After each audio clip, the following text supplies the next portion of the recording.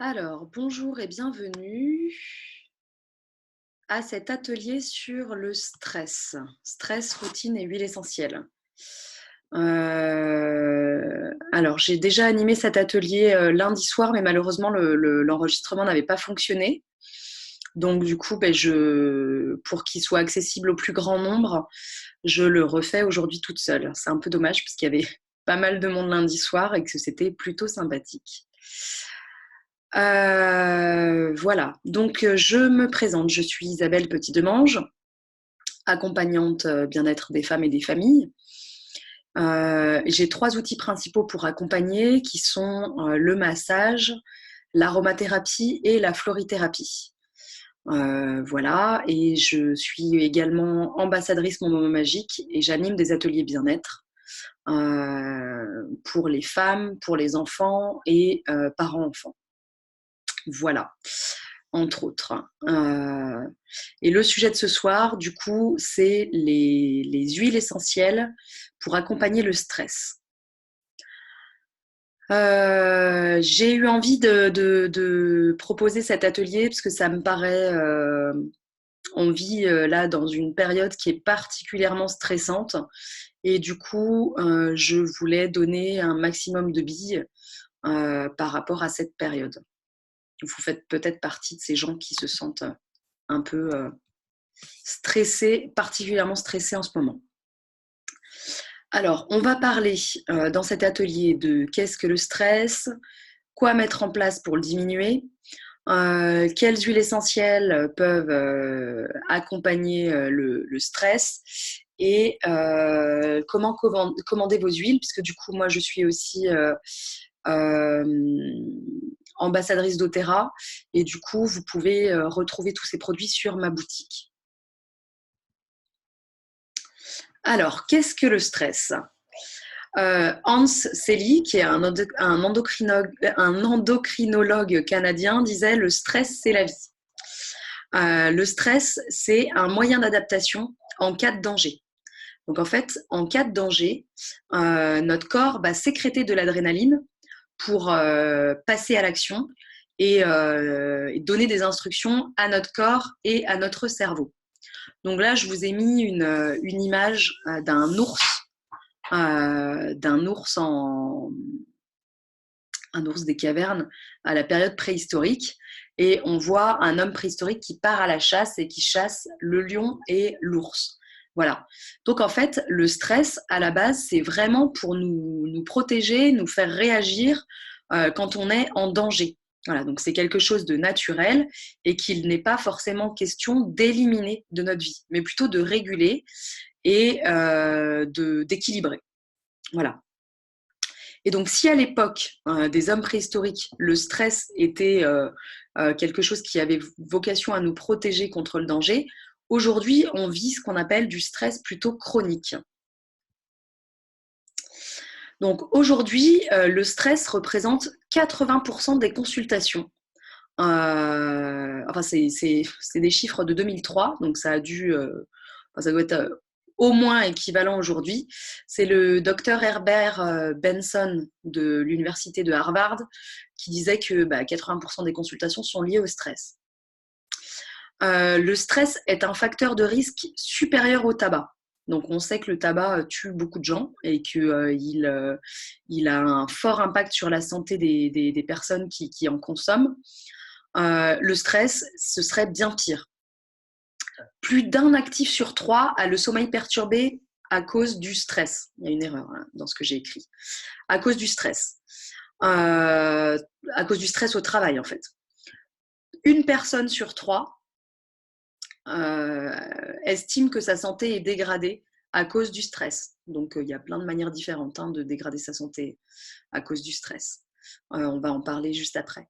Et un peu plus d'une personne sur 3 se dit épuisée psychologiquement. Donc là, alors dans la foulée, on aurait pu parler de burn-out, mais je voulais vraiment rester focus sur le stress ce soir et pas aller au-delà et parler du burn-out.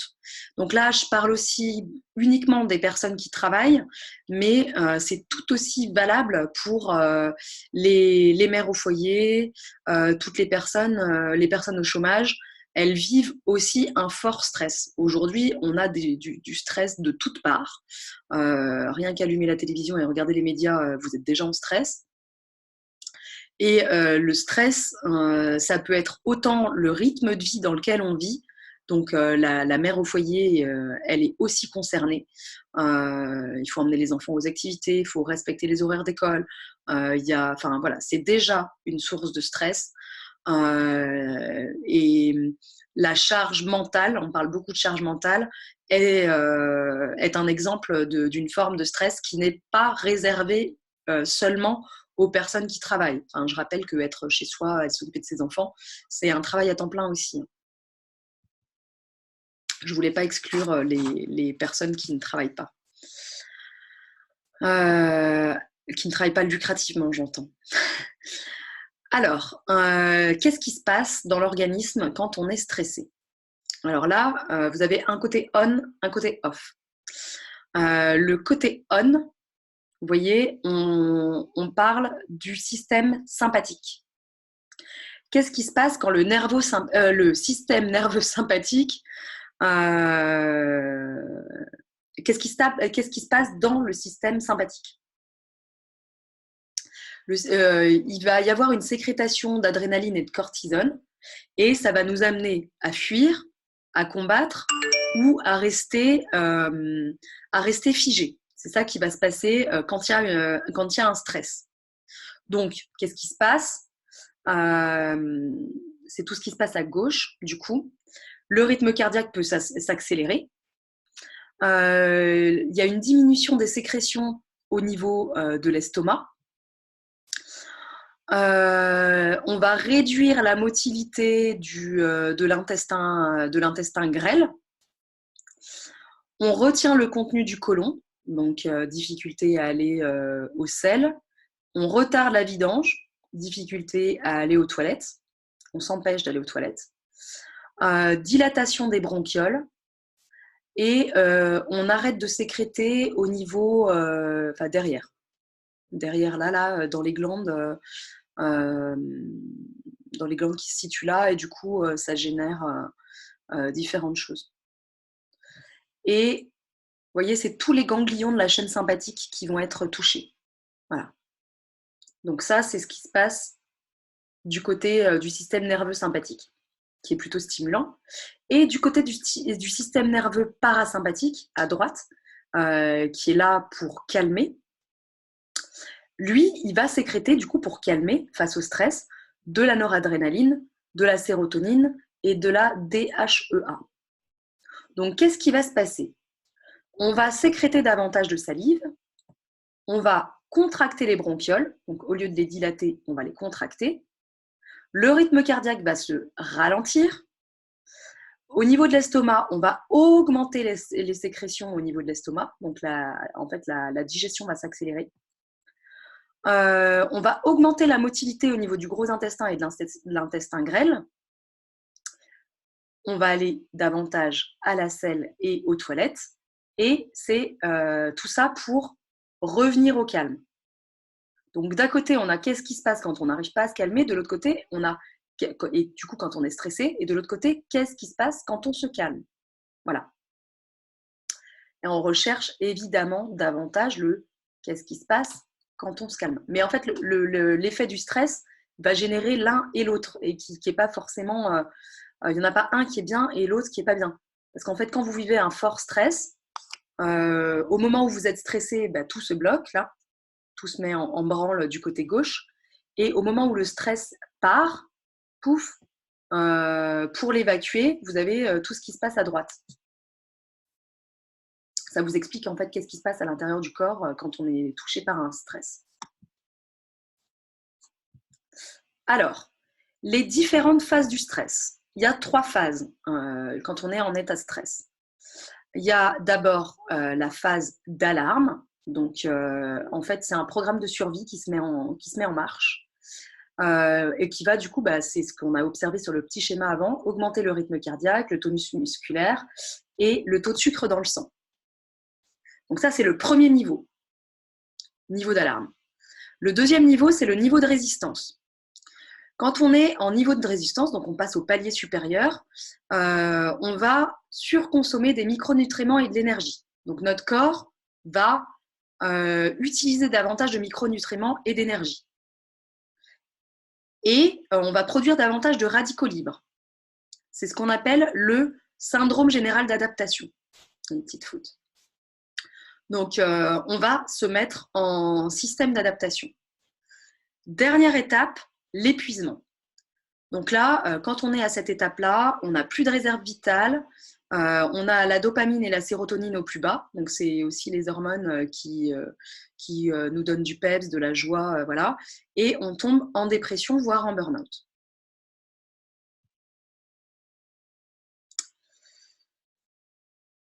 Les conséquences du stress chronique. Donc, si vous êtes trop soumis au stress, voilà tout ce qui peut se passer chez vous.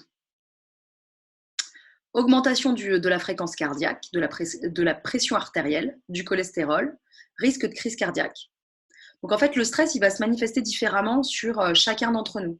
On a tous nos points faibles et le stress va venir toucher les zones va venir toucher ce qui est notre point faible. Donc pour certains, c'est le cœur, pour d'autres, ça va être les poumons, pour d'autres, ça va être l'estomac, pour d'autres, ça va être la peau. Enfin, voilà, il n'y a pas de règle. Vous n'aurez pas forcément tout, mais voilà tout ce qui peut se passer. Donc pour les personnes plutôt sujettes au niveau plutôt fragile, enfin, qui manifestent leur stress plutôt avec l'estomac, ça va être crampe d'estomac, reflux gastrique, constipation, diarrhée, nausée, augmentation ou perte d'appétit et du coup de poids. Donc il y a des personnes qui vont se jeter sur la nourriture, d'autres qui vont plus rien manger. Au niveau des glandes, au niveau sexuel, il va se passer perte de libido, réduction de la production de sperme chez l'homme et augmentation des douleurs et des dérèglements menstruels chez la femme. Donc c'est mon cas par exemple. Moi, quand je suis stressée, j'ai davantage de mon syndrome prémenstruel, il est suractivé. Enfin, voilà, je vais beaucoup plus ressentir tout ce que je ressens quand c'est déséquilibré de ce point de vue-là. Donc je suis j'observe beaucoup ça. Et quand c'est un mois où je vois que c'est beaucoup plus fort, je sais que le mois d'après, il faut que je ralentisse, quoi, parce que c'est un train de m'indiquer que il faut que je ralentisse. Pour d'autres personnes, ça va être des douleurs articulaires et des tensions musculaires. Pour d'autres personnes qui sont addictes, eh ben, toutes les addictions vont se multiplier, donc consommation de tabac, de sucre, de caféine, d'alcool, de drogue. On voit en ce moment avec le confinement qu'il y a des personnes qui sont là-dedans. Il y a des personnes qui boivent un peu plus ou qui fument plus ou qui boivent plus de café. Voilà. Au niveau du système immunitaire, en règle générale, on va avoir plus de difficultés à lutter contre les microbes et à combattre les maladies. Risque de diabète accru. Et au niveau cérébral, troubles anxieux et de la mémoire, ça peut aller jusque-là. Attaque panique, risque de dépression, fatigue, irritabilité, toutes les émotions exacerbées. Moi, je sais que quand je suis stressée, j'ai toutes mes émotions qui s'exacerbent. Et c'est un bon indicateur pour moi aussi. Quand je commence à crier, c'est qu'il faut que je m'arrête.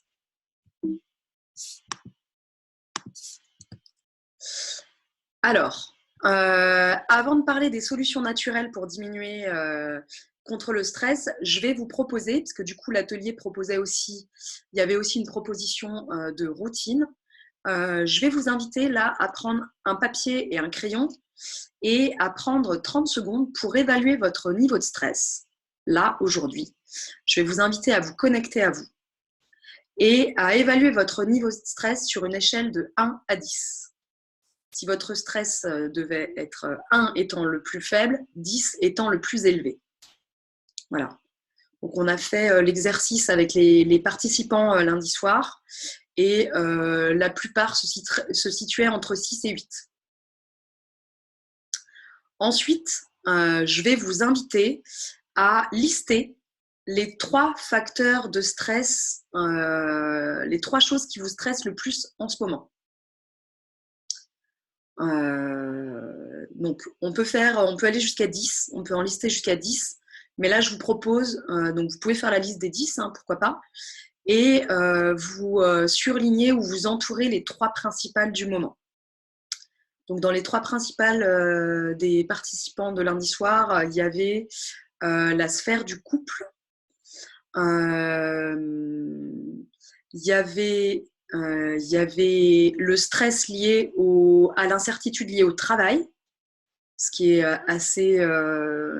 paraît assez normal vu la période qu'on traverse en ce moment, et le confinement, le fait d'être enfermé chez soi et de ne pas pouvoir être en lien et en contact avec ce qui nous nourrit habituellement. Voilà, c'était les 3 principaux facteurs évoqués lundi soir. Donc, quels sont les vôtres? Je vous invite à vous y connecter. Voilà. Et après, du coup, voilà, une fois que c'est fait ça, je vous propose déjà de vous parler des solutions naturelles pour diminuer le stress. Donc, dans les solutions naturelles, vous avez déjà simplement prendre l'air. Prendre l'air, vous oxygéner, respirer. Ouvrir et prendre 3 grandes respirations, c'est déjà lâcher quelque chose. Et le faire au contact de la nature, ça amène immédiatement un sentiment de mieux-être et d'apaisement. Il y a couper les écrans et le Wi-Fi. Pour certaines personnes, les ondes sont une source de stress qu'on ne s'en rend pas compte puisque c'est pas visible, mais le Wi-Fi peut accroître le stress, et il y a des personnes sensibles au Wi-Fi. Voilà. Et les écrans, alors couper les écrans, c'est aussi en ce moment par exemple, mais en règle générale, arrêter de regarder les infos, quoi. Tout simplement. Arrêter de regarder les choses qui alimentent le stress. Prendre un temps pour soi. Alors, dans cette période où on est confiné en famille ou en couple, c'est des fois compliqué de retrouver sa bulle et son espace comme on l'a habituellement. Donc, plus que jamais, ça devient utile. Et il n'y a pas nécessairement besoin de prendre 1 heure. Hein. Vous commencez déjà par 5 minutes, puis vous agrandissez. 5 minutes, puis 15, puis 20, puis 30, puis 1 heure. Pourquoi pas? Et vous pouvez les répartir dans la journée. Moi, depuis le démarrage du confinement, j'ai réussi à mettre en place 15 minutes de méditation quotidienne le matin avant de me lever et de démarrer ma journée. Et ça me nourrit et ça me fait un bien hallucinant. Voilà. Et moi, je reprends entre 20 minutes et 1 heure après le repas, entre 2 et 3 heures. Et les enfants sont chacun dans leur chambre à se poser et à faire... voilà, ils font quelque chose de calme. Et moi, pendant ce temps-là, je prends un temps pour moi. Mais il m'a fallu du temps pour arriver à instaurer ça dans ma routine. S'alimenter correctement. Donc, avec des acides gras essentiels, du bon glucose, des vitamines, des minéraux, des oligo-éléments et des antioxydants en quantité suffisante. Donc, l'alimentation est vraiment un facteur qui va vous aider à diminuer le stress. Si votre organisme est encrassé ou surchargé avec des aliments trop gras, trop sucrés, des choses toutes prêtes, etc., voilà, c'est un facteur de stress. Ça alimente le stress. Alléger votre organisme fait que vous allégez votre taux de stress aussi.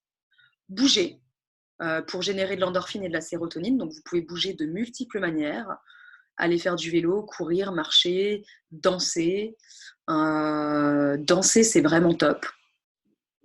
Moi, je vous le conseille. Voilà, c'est tout ce qui vous nourrit. Faire du basket, faire du foot, n'importe quoi. Faire du yoga aussi, pourquoi pas. Exprimer vos émotions. Donc moi, je le rappelle dans tous mes ateliers parce que c'est vraiment mon dada, les émotions. Mais exprimer vos émotions va vous aider à diminuer votre niveau de stress. Parce qu'au lieu de garder à l'intérieur, vous allez sortir et extérioriser. Et sortir et extérioriser, c'est déjà faire un pas vers un mieux-être. rire. Alors, rire, c'est un excellent moyen de se déstresser. Dormir en quantité suffisante ou se reposer. Donc 8 heures par nuit idéalement à l'âge adulte. Après, minimum entre 6 et 8.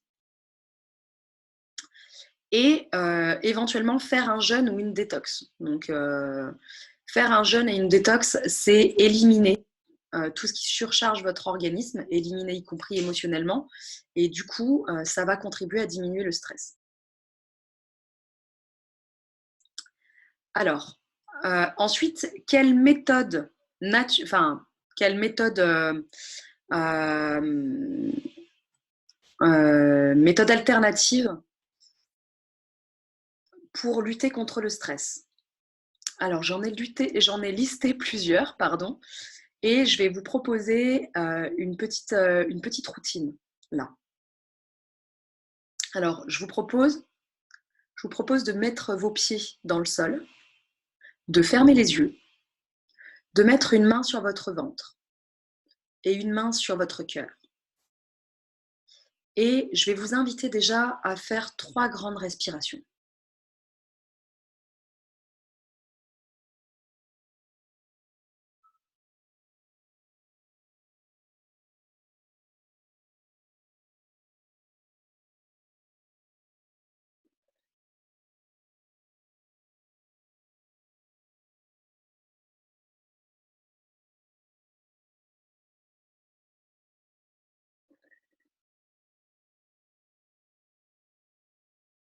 Ensuite, je vais vous inviter à vous connecter à un endroit, un lieu ressource pour vous.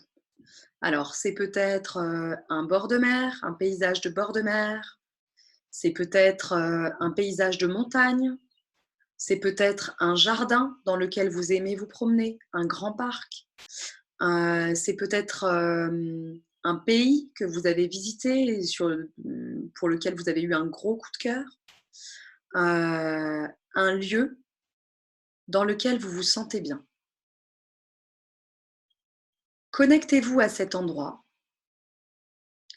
et vous allez imaginer que vous êtes dans cet endroit et que vous êtes paisible. Connectez-vous à vous, paisible, dans cet endroit. Quelles sont vos sensations? Je vais vous inviter à vous connecter à toutes vos sensations corporelles et à vos 5 sens. Qu'est-ce que vous entendez? Est-ce que peut-être vous entendez le bruit des vagues, les mouettes, les canards? Est-ce que vous avez des oiseaux qui chantent, des papillons, des rires, le souffle du vent?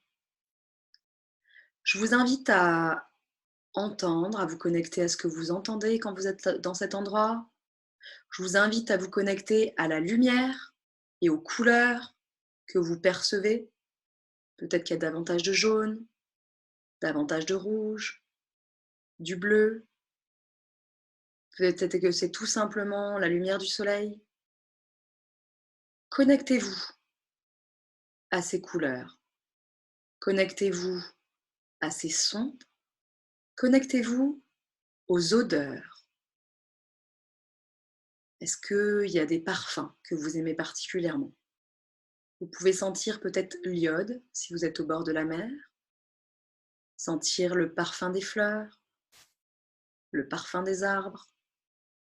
Peut-être que c'est une forêt après la pluie et que vous sentez l'odeur de la mousse mouillée, des écorces, des feuilles. Connectez-vous à ces odeurs et connectez-vous à votre sensation au niveau de la peau.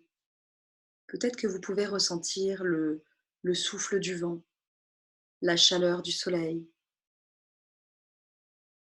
la goutte de pluie, le papillon qui vient se déposer sur votre main.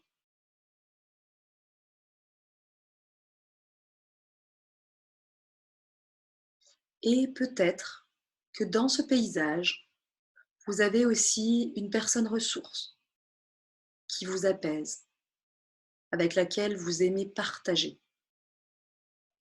auprès de laquelle vous vous sentez en sécurité, avec laquelle vous partagez ce lieu qui est ressourçant et apaisant pour vous. Voilà.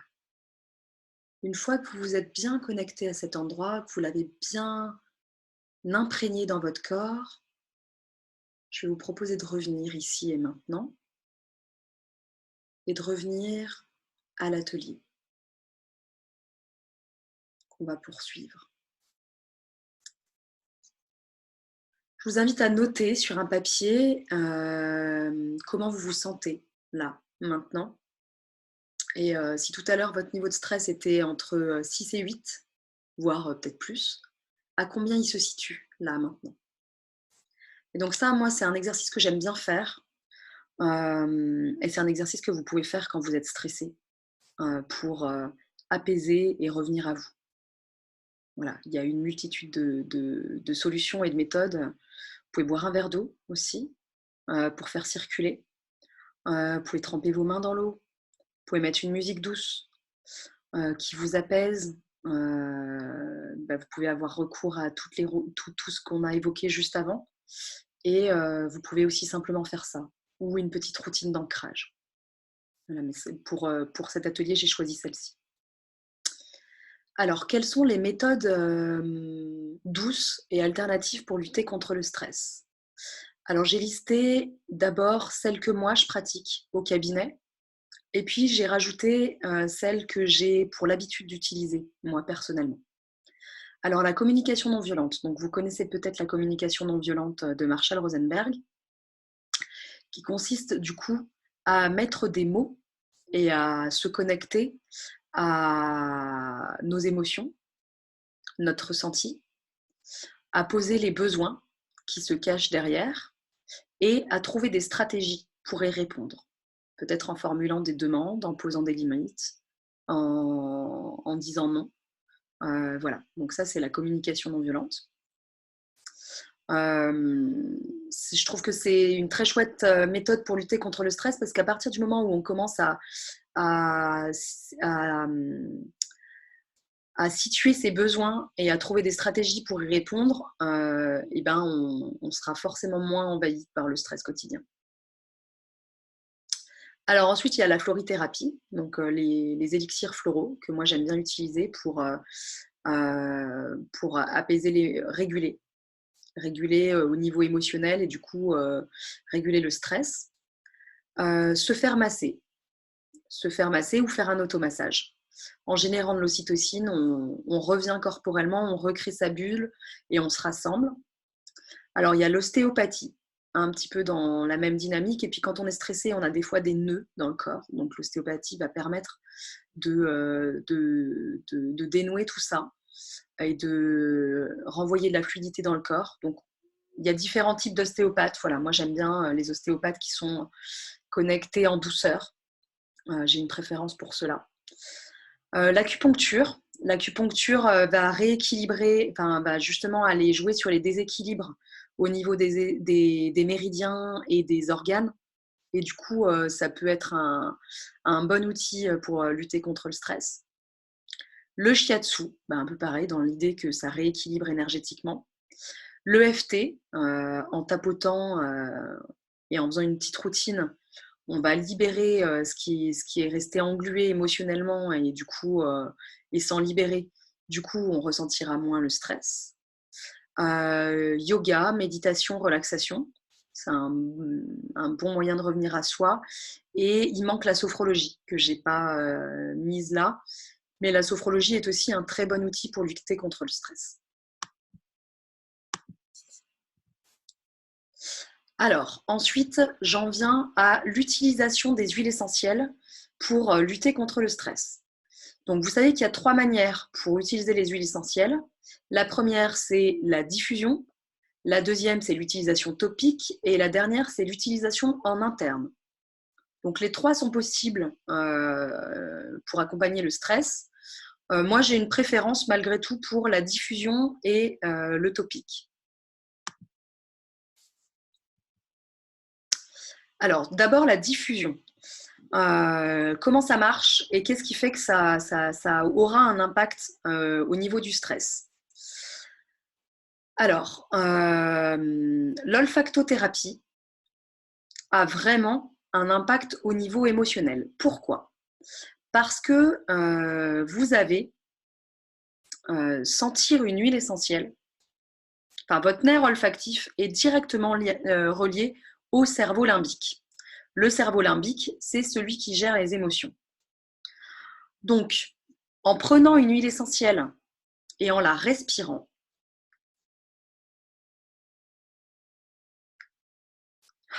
donc vous faites 3 respirations. Quand vous faites ça, vous allez déjà envoyer un message à votre système limbique. Et donc, ça va venir s'apaiser, tout simplement. Et il n'y a pas, enfin, c'est pas. Je vous invite à l'essayer parce que, en fait, vous pouvez vous dire ça marche pas du tout. Ben si, en fait, parce qu'on ne contrôle pas, c'est comme ça. Notre, notre nez est relié à notre cerveau limbique et c'est ce qui fait qu'il y a des odeurs qu'on aime et des odeurs qu'on n'aime pas. Elles sont reliées à des souvenirs qu'on a. Voilà. Et du coup, les huiles essentielles, elles vont amener quelque chose aussi à ce niveau-là. Donc, premier exercice que vous pouvez pratiquer si vous avez une petite huile sous la main. Vous prenez, donc là, la proposition, c'est de le faire avec le Serenity. Vous prenez, donc il y a soit ce que je viens de vous proposer, c'est-à-dire respirer à même le flacon. Vous pouvez aussi proposer à vos enfants de le faire. Donc évidemment, on fait attention à ne pas mettre le truc Cody-goutte là sur le nez, parce que ça peut être une mauvaise blague. On reste à la distance juste et on respire. À l'inspire, on peut dire je détends mon corps et à l'expire, j'apaise mon esprit. Un petit mantra intéressant. Deuxième idée, vous pouvez mettre une goutte d'huile essentielle dans le creux de votre main, comme ça. Vous frottez. Et vous respirez. 3 grandes respirations.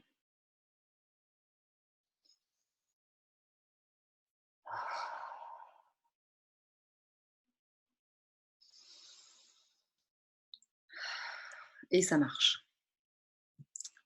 Alors, dernière option pour la diffusion, vous pouvez mettre 3 gouttes d'huile essentielle dans votre diffuseur. Donc à gauche, vous avez le diffuseur à ultrasons ou par brumisation qui permet d'humidifier une pièce sèche. Et donc c'est adapté pour des pièces qui font 30 mètres carrés à peu près. Donc chez vous, hein, c'est pas mal chez vous, y compris la chambre des enfants. Vous pouvez le programmer, donc ça c'est pas mal. Donc moi le mien de chez doTERRA, ah bah je l'ai plus. Mais ça ressemble à ça un diffuseur. Moi ça c'est un diffuseur spécial pour les bébés. Donc celui-là il vient pas de chez doTERRA, donc c'est un petit format et le diffuseur du coup de chez doTERRA il est un peu plus gros. Et ce qui est pas mal c'est que du coup vous pouvez régler l'heure et il fait de la lumière, il fait veilleuse. Donc moi, celui-là, par exemple, il a longtemps été utilisé, on s'en est souvent servi dans la chambre de notre deuxième. On l'allumait, donc en même temps, on peut mettre une petite goutte de lavande ou une huile qui est pas mal pour l'endormissement. Et puis du coup, ça servait de veilleuse aussi. Et puis ça s'éteint tout seul, parce qu'on le programme. Donc on sait qu'il va s'éteindre au bout d'un moment, donc ça c'est pas mal. Et voilà, ça faisait son petit effet, c'était pas mal. Et du coup, ils sont bien parce que, alors celui-là, il est en bois et en plastique. Chez doTERRA, il est tout en plastique. Il n'y a pas de risque de casse. Voilà, c'est vraiment solide. Celui-là, bon, il est un peu vieux hein, maintenant, il a 6 ans déjà. Donc, il a perdu son joint et tout ça. Mais en fait, c'est assez simple. Vous mettez de l'eau dedans et puis vous versez 3-4 gouttes d'huile essentielle. Donc, soit vous faites votre petit mélange, ça peut être ylang-ylang, lavande, camomille, par exemple, admettons. Soit vous mettez du Serenity ou de la lavande, tout simplement, quoi, pour l'endormissement. Voilà. Et puis si ça tombe, du coup, il n'y a pas de risque, il y a juste à éponger, quoi. Donc, soit le diffuseur par brumisation, et donc pour des espaces un peu plus grands, si vous accueillez des groupes par exemple et que vous voulez diffuser pour des séances de méditation ou du yoga, ou etc., vous avez le choix de prendre un diffuseur par nébulisation qui est plus puissant. Là, il n'y a pas besoin de mettre de l'eau, vous mettez juste les gouttes d'huile essentielle dedans. Voilà. Autre solution, vous pouvez verser une goutte sur un pendentif en terre cuite ou en pierre de lave que vous mettez autour de votre cou. Vous pouvez mettre sur le bout de vos cheveux aussi, et du coup, vous bénéficiez des bienfaits des huiles pendant toute la journée. Alors, je vous rappelle les applications, parce que du coup, je vais vous parler de l'application cutanée des huiles essentielles. Précaution d'emploi, que j'aime rappeler à chaque atelier aussi. On n'applique pas les huiles essentielles sur les muqueuses, les yeux, les oreilles, le nez. On dilue dans un corps gras et pas dans l'eau. Les huiles essentielles ne se diluent pas dans l'eau. On vérifie la sensibilité de la peau avant la première utilisation, toujours. On n'est pas à l'abri d'une réaction, donc on teste sur une petite zone. On évite sur une peau irritée, sauf si l'huile que vous avez choisie est justement pour soulager cette irritation. On suit les indications qu'il y a sur les étiquettes. Sur tous les flacons, il y a des étiquettes, donc lisez les étiquettes. Et attention à la famille d'huiles que vous utilisez. Il y a des huiles essentielles qui sont photosensibilisantes. C'est le cas des citrus notamment, donc ne vous exposez pas au soleil. Il y a des huiles essentielles qui sont ce qu'on appelle dermocaustiques, donc il y a plus de risque de sensibilité de la peau. Donc on teste toujours les dermocaustiques. Voilà. Aucune médication hasardeuse, parce que les huiles essentielles sont puissantes. Et même si vous utilisez des huiles essentielles, ça ne vous dispense pas d'aller consulter votre médecin. Voilà. Donc je le rappelle à chaque fois parce que ça me paraît vraiment important. Ensuite, choisissez des huiles de qualité. Donc moi, je travaille avec doTERRA, donc moi je vous propose des huiles de chez doTERRA. Je les connais, je sais qu'elles sont pures et sûres. Je vais vous expliquer pourquoi. Mais c'est vraiment important de faire attention à ce que vous allez utiliser. Les huiles essentielles, c'est en pleine c'est exponentiel en ce moment. On en entend de plus en plus parler et on en trouve partout, mais elles ne sont pas toutes de la même qualité. Il y a beaucoup d'huiles essentielles qui sont coupées, qui sont diluées, qui ne sont pas distillées comme il faut. Il y en a qui contiennent des pesticides ou qui sont transformés chimiquement. Attention, quoi. Attention, renseignez-vous sur ce que vous achetez. Voilà. Donc, une huile essentielle de qualité, ça va tenir à plusieurs choses. Pour qu'une huile essentielle soit de qualité, il faut qu'elle ait poussé au bon endroit, déjà. Il faut que la plante ait poussé au bon endroit. Donc, elle ait poussé sur ses terres d'origine. Il faut qu'elle ait été coupée ou cueillie